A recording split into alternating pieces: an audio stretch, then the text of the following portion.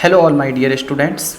आज monthly exam अगस्त का पेपर है, मेरे हाथ में साइंस का पेपर है।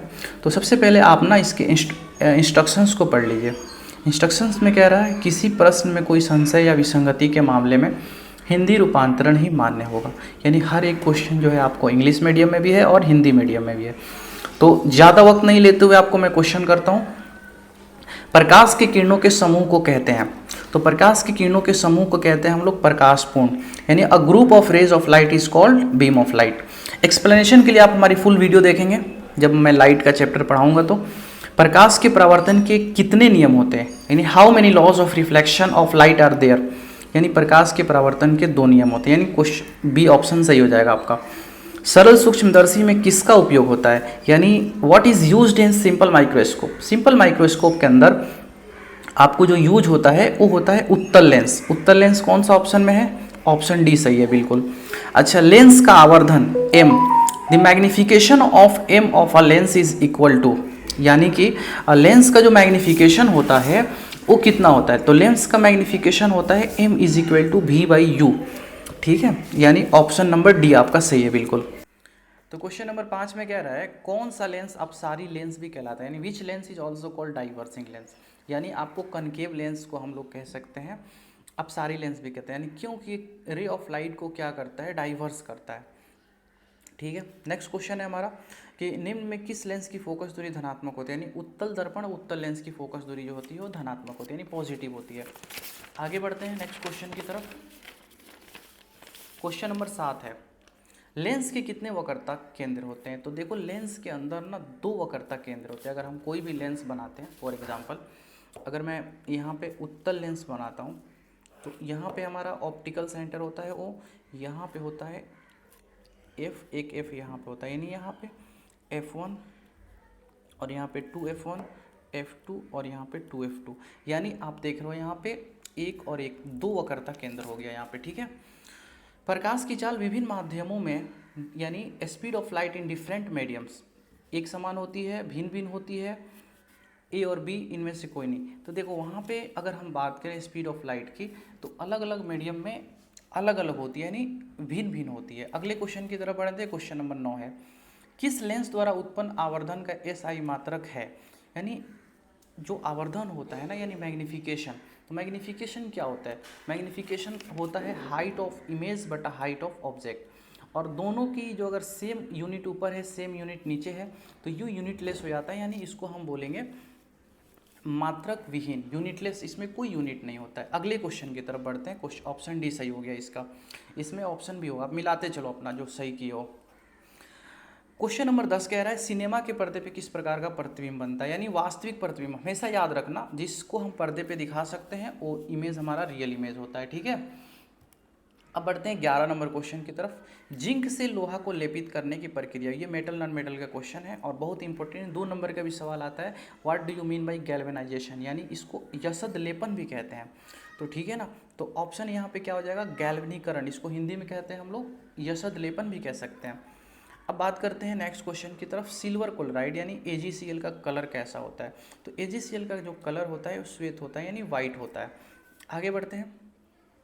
क्वेश्चन नंबर 13 जस्ता तथा तनु हाइड्रोक्लोरिक अम्ल की अभिक्रिया के फलस्वरूप निम्न में कौन सा गैस बनता है, यानी हमेशा याद रखो जब भी जिंक यानी Zn अगर HCl के साथ, यानी यहाँ पे मेटल है और ये एसिड के साथ रिएक्ट करेगा तो ये तो मेटल सॉल्ट बनेगा और यहाँ पे हाइड्रोजन गैस आपको निकलेगी।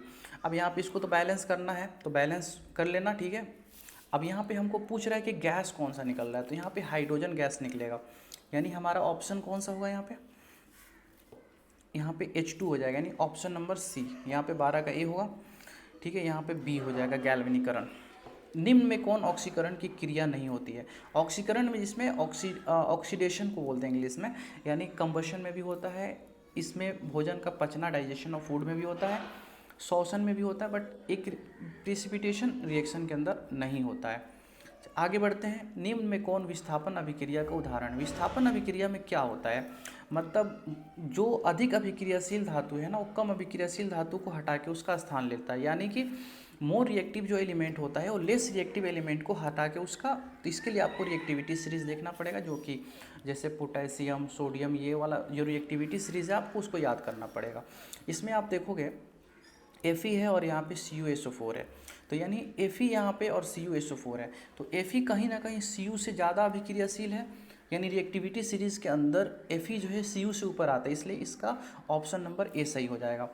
अम्ल और क्षार आपस में अभिक्रिया कर बनाते हैं, हमेशा याद रखना कि जब भी एसिड बेस के साथ मिलेगा तो क्या बनाते हैं, एसिड और बेस आपस में जब मिलते हैं कोण प्राप्त होता है, ठीक है।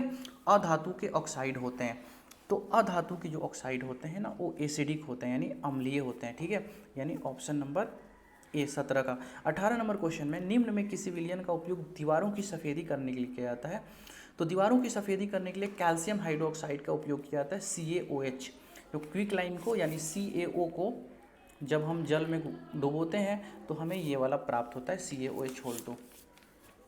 अगले क्वेश्चन की तरफ पढ़ते हैं, ये भी केमिस्ट्री का क्वेश्चन है, एसिड बेस साल्ट से क्वेश्चन है। सबसे पहले आप चैप्टर देखो, क्वेश्चन देखते ही समझ जाओ ना ये किस चैप्टर का क्वेश्चन है। NaOH यानी इसमें हाइड्रोक्साइड है, तो यानी जाहिर सी बात है ये अल्कली होगा, यानी कि क्षार होगा, ऑप्शन ए सही है यहाँ पे।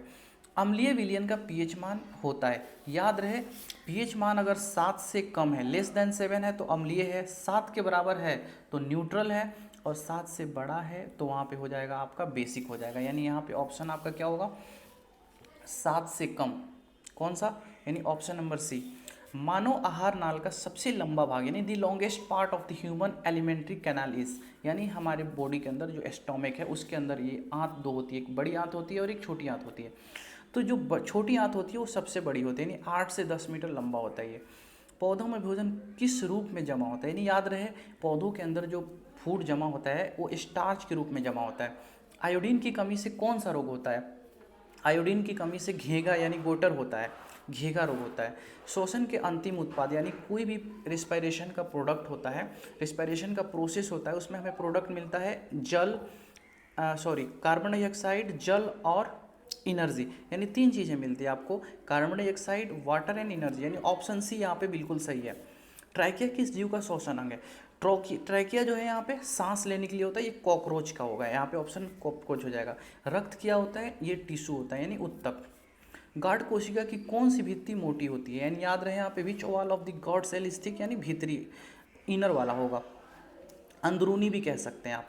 निम्न में कौन हेट्रोक्राइन ग्रंथि है, हेट्रोक्राइन ग्रंथि जिसके अंदर एक्सोक्रीन और एंडोक्रीन दोनों हो, यानी ये वाला ऑप्शन आपका बी सही हो जाएगा बिल्कुल, अग्नाशय पैनक्रीज होगा इसका ऑप्शन। निम्नलिखित में से कौन शरीर का संतुलन बनाए रखता है, तो जो शरीर का हमारा संतुलन बनाए रखता है वो होता है आपका सेरेबेलम, यानी ऑप्शन नंबर ए सही है बिल्कुल। तंत्रिका तंत्र की संरचनात्मक एवं कार्यात्मक इकाई को कहते हैं, यानी न्यूरॉन होता है। The structural and functional unit of the nervous system is called neuron.